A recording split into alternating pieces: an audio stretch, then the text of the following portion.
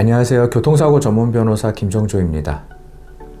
교통사고는 피해자뿐만 아니라 가해자에게도 막대한 부담을 주는 사건입니다.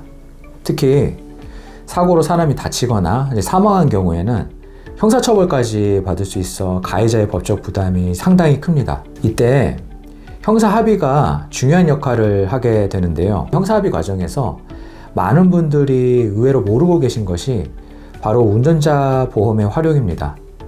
운전자 보험은 단순히 벌금만 보장해 주는 게 아닙니다.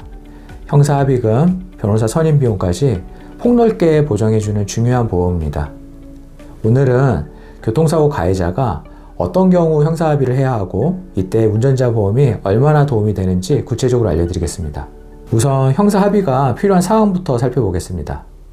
사람을 다치게 하거나 사망에 이르게 한 교통사고, 음주운전이나 무면허, 신호위반 같은 중과실 사고는 모두 형사처벌 대상입니다.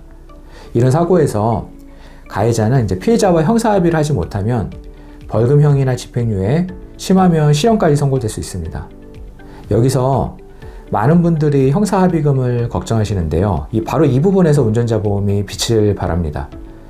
운전자 보험에 가입되어 있다면 교통사고 처리 지원금 항목을 통해 형사합의금이 지원됩니다. 예를 들어 사망사고는 수천만 원대의 합의금이 필요한데 운전자 보험에서 최대 2억 원까지 지원되는 상품도 있기 때문에 부담을 크게 줄일 수 있습니다. 뿐만 아니라 형사처벌을 받게 되면 벌금도 발생할 수 있죠.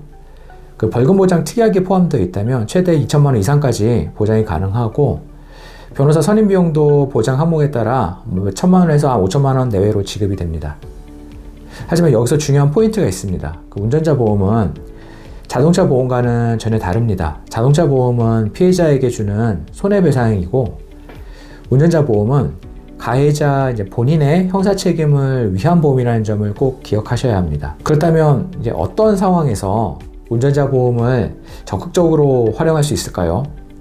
첫째, 피해자와 형사 합의가 필요할 때 이 경우 보험사에 사고 접수를 하고 관련 서류를 제출하면 보험금을 통해 합의금이 지급이 됩니다. 둘째, 피해자와의 합의가 어렵거나 거절당했을 때는 법원에 일정 금액을 공탁하는 방법이 있습니다.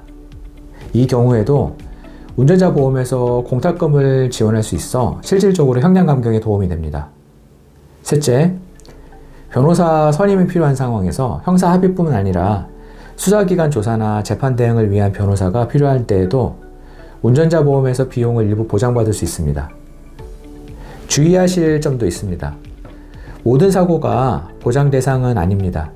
음주운전이나 도주운전의 경우 보장 제외가 되는 경우가 많고, 보험 가입 시점 이전에 발생한 사고는 보장 대상이 아닙니다. 그래서 사고가 발생했다면 바로 자신의 운전자 보험 약관을 확인해 보시는 것이 중요합니다. 또한 운전자 보험에 가입되어 있어도 실제로 청구하는 과정은 까다로울 수 있습니다. 어떤 서류가 필요한지, 어떻게 보험사와 대응해야 할지 어려움을 겪는 경우가 많습니다. 이런 상황에서는 관련 경험이 많은 전문가의 도움을 받는 것이 실질적으로 많은 도움이 될 수 있습니다. 정리하자면 교통사고 가해자가 되었을 때 형사합의는 처벌 수위를 결정하는 중요한 열쇠입니다. 그리고 운전자 보험은 그 부담을 줄여주는 강력한 수단이 될 수 있습니다. 지금 본인의 운전자 보험 가입 여부와 약관을 꼭 확인해 보시고 사고 발생 시 적극적으로 활용하시기 바랍니다. 시청해 주셔서 감사합니다. 김정조 변호사였습니다.